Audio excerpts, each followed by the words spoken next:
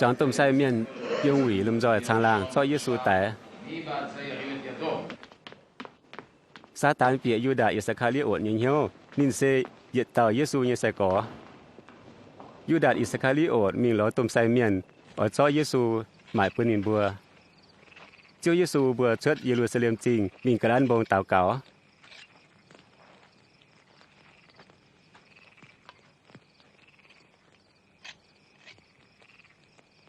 Ở chủ ta cao với mấy bún quang chủ sẽ hiểu như gì.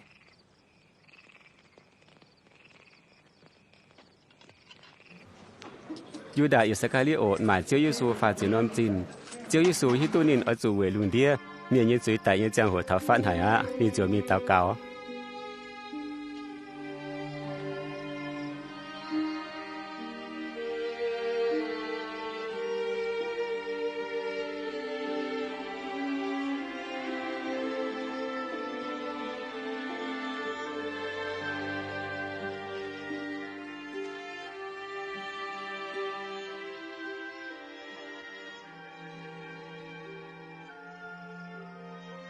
À tia, chỉ con họp tia như ấy nó.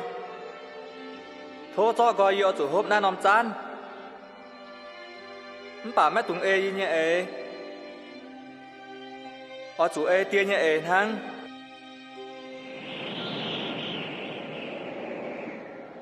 Mà tàu phi miền yếm thiên tòng tại phụ sú Chúa Giêsu.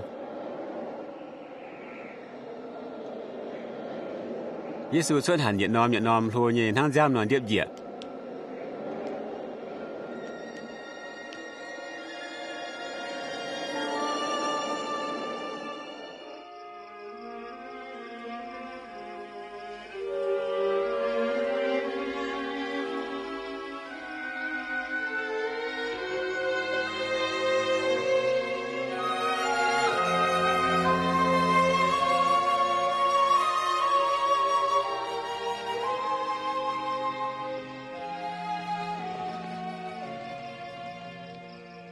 Với hai tiểu mày búa xóm dòm chân. Chia xin ạ. Ta cả thô tin hùng bún mày búa mất chủ quang sẽ hiểu như gì.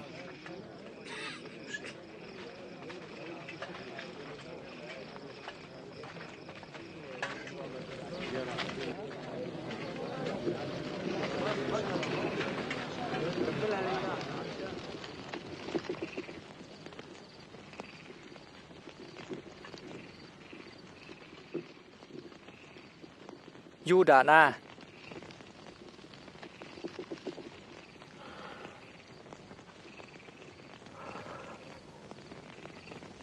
Mày chôm ye với ở mãi ye ba miền như ton phải. Chiêu à, bé rụt hạ nên là phải.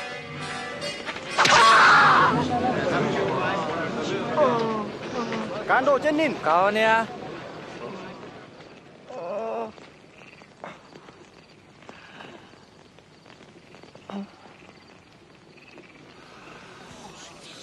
Của Hồng Cao. Mày búa bỏ yên hát chân trả nó xin tỏ chân rủ đó sở đèn đồn tai.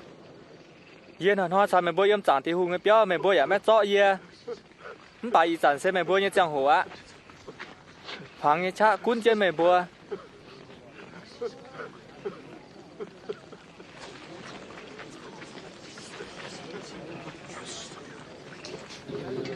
Chót chân nín.